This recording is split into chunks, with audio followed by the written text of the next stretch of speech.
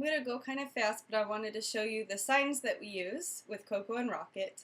The first thing we taught is their name sign, and this is for Coco, the letter C, and this is Rocket's name sign, although most of the time we just use the letter R and we shake it back and forth. And then we also taught them yes. That's used when you're training something and they finally get it. You want them to know right before you give them the treat. It's kind of like the sound of the clicker. You say yes. Of course, you show it on your face. This means good, so we would say good girl or good boy. And of course, accompanied by yay, shaking your hands. It's also taught them love you, because that's like when they're doing really good and it's snuggle time or something. That's how my dogs associate it. I say I love you and they come up and they snuggle me and they're real happy. I also taught them no, trying to get them to stop something, although I've heard that it's usually better to give them a direction rather than just to say no, but I include it with some things. And for potty train, we use the word go potty. For poo, we do tell them to go poo, and that's poo, so go potty there, go potty there, you know, and wait for them to go potty, and then they'd go potty.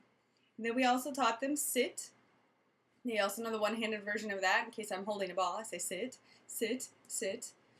They know lay down, and that can be lay down in several places. They learn stay, and I use that when I have them sit, stay, or lay down and stay there. Typically when guests come over, we have them do that. They also know hush. When we first got Coco, she screamed quite a bit, and even now I'm going to have to retrain a little bit again with her demands, as we'll call it. She'll grunt for something. I just tell her hush, or bark, no, hush. The water bottle definitely helps with that. They also have learned come here. This is either come here or come here. So it's like come or come here. Typically we use come here, especially at the dog park. We squat to the ground so that we're eye level with them, and we point to the ground, and then they just come running to us. If they look at us and they're ignoring us, we say come here, come here. We also use get off that way. So if they're sitting next to me on the couch, I can tell them to get off just by pointing at one of them and telling them off. I can also tell them to go in the other room or back. This is back. They know dog bed, so we can ask them to go to the dog bed or go lay down in the dog bed. They also know how to get into something, so I can say get into the crate, go into the house, get into the car. That just means it's entered and get in. They also learn jump. Typically this is accompanied by no jumping, stop jumping, because Coco has especially a tendency to jump until your legs are all scratched. They also know timeout.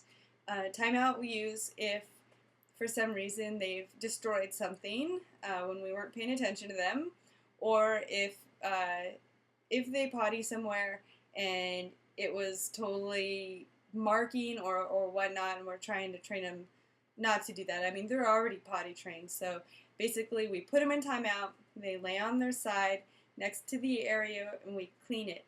When they're done with timeout, then we tell them finished. Okay, finished. Finished. And that means they can get up and go away. We also use that with stay. So we tell them to stay. They stay there while we do our thing. And we say finished. This also means, okay, finished. Regarding food, we ask them if they're hungry. Do you want food? Do you want food? And they'll go into the kitchen immediately. And at that point, we feed them. We usually put the food down and face them. We tell them to sit. And then we tell them, okay, eat. We can also go water. This is the W, water. So if we're at the dog park and they're playing a whole bunch, then we'll just say, water? I'm not hungry. Do you want water? And then usually they'll head over to the water spout. This is the word we use for treat. Do you want a treat? Or cookie. We also use the sign close. So for Coco, she gets excited when it's time to put clothes on. She kind of associates that with treats and a lot of attention. So say clothes, and she'll go to her little drawer. We can also ask them if they want to go on a walk. We go outside for a walk. And when we're outside, we use the sign heel, which we just point directly at the ground next to us. Wherever we are, we stop if they're pulling, and we say point, and they usually will turn around and come back and heel next to us, and that just means they know they have to stay nearby. This is the sign I use for bite. Bite, so your hand becomes the biter, and I usually is like accompanied with no biting, no. You also, let's see, can use the word stop if they're biting. I say stop pretty often if it's becoming a problem. I can tell them to calm down, because if they're being really hyper and there's no need for it, you can say calm down, you know. They usually will come sit by me. I can also tell them that it's night-night time. This means sleep. So I say night-night time, and they know it's time to come sit by me and or lay down or go into the crate, depending on the situation. Let's see here. They also know play when it's playtime. Sometimes if they're hanging around by me at the dog park and I want them to go play with other dogs, I'll tell them, go play, go on. This is the sign for chase, so we can tell them to go run or chase. Like if another dog's obviously wanting to play chase, it's like giving them the release, go play chase.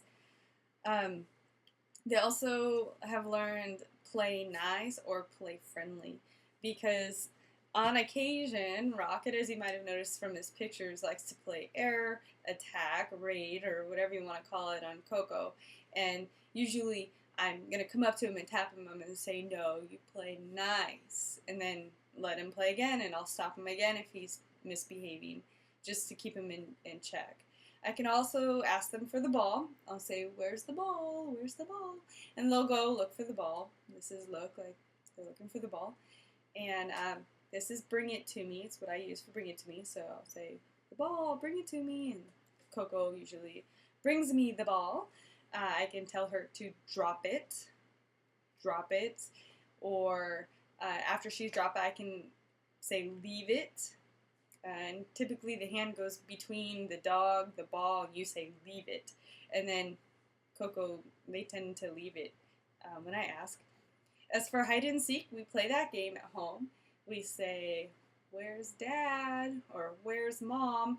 And that means to go look for something. So usually they understand this means dad, this is mom. We've taught them that. So they'll go room to room looking for us.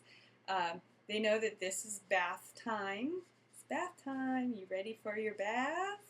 And my dogs aren't afraid of the bath. They'll get in, no problem. So let's see here. They know shake. If you put your hand out, they'll shake it.